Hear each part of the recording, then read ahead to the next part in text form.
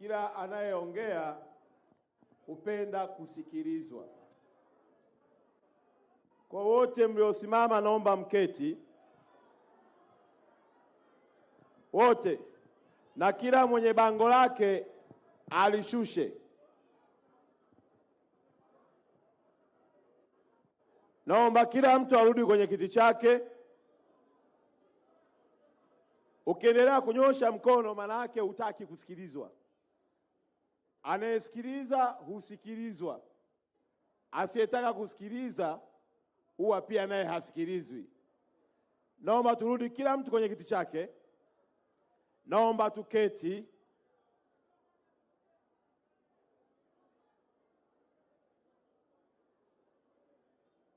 Kila mtu hapo alipo aketi.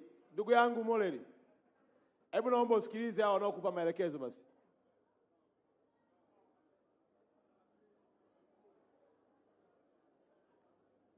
Haya, dakika moja tuanze chap chap tuokoe muda ili watu wapate nafasi ya kutatuliwa kero zao.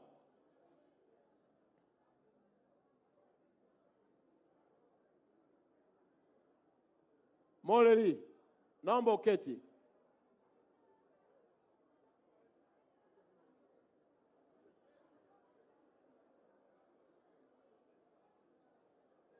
Arusha oye! Wangapi tunaelewana? Wangapi wanataka kusikilizwa na mheshimiwa waziri wetu mkuu? Sasa keti. Alafu naomba tutulie hapo. Mheshimiwa waziri mkuu, kwanza tunakushukuru.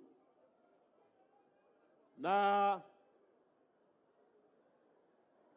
tusikilizane, tunyamaze tusikilizane. Hizi dakika wanaketi hapo. Hizi ni dakika za kusikiliza. Hizi ni dakika za kusikiliza tunazipoteza.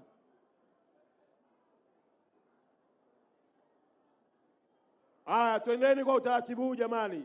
Mimi kama mbunge wenu ningefarijika sana kumpa nafasi waziri mkuu wetu atutatulie kero zetu.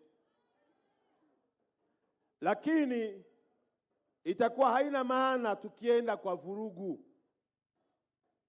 Bahati nzuri mheshimiwa waziri mkuu, kama alivyosema kakaangu Amos Makala, mimi nikiwa mkuu wa mkoa hapa tumesikiza kero.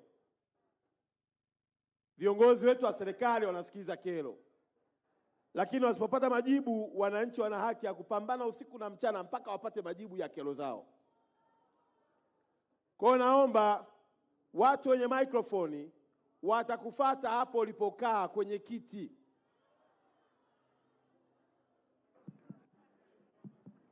Baada ya kusema hayo, mheshimiwa waziri mkuu, tuko tayari kwa maelekezo yako.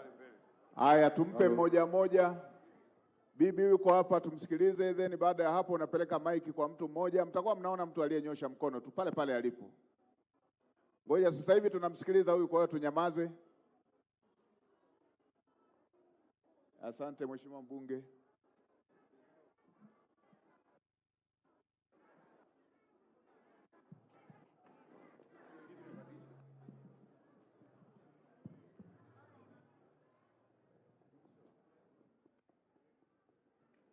Waziri mkuu, nakuomba, mimi nilirushwa kiwanja nikashughulikiwa na mwenyekiti na mtendaji wa Teradi.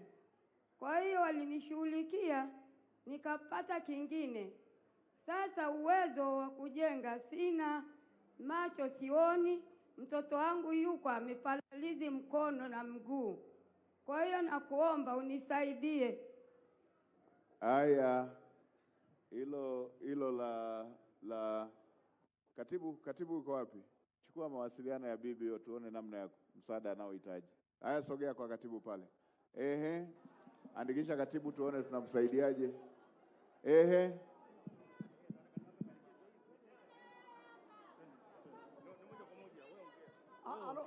Ndio waziri mkuu, mimi nilikuwa nafanya kazi Keltex, lakini tumerushwa malipo yetu mpaka leo watu walipo tangu 94 mpaka leo watu walipo PPF zetu.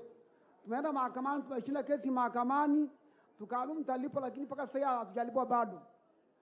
Niko na wenzangu 543. Kwa hiyo hapa nilipo na documents zangu ziko hapa, nataka nikukabidhi ili uweze kuzielewa. Nani alitakiwa kuwalipa? Serikali. Idara gani? Nani? PPF, NCF.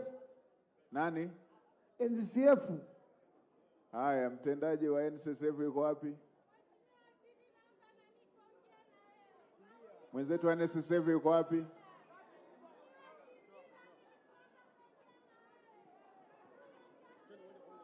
Yuko wapi?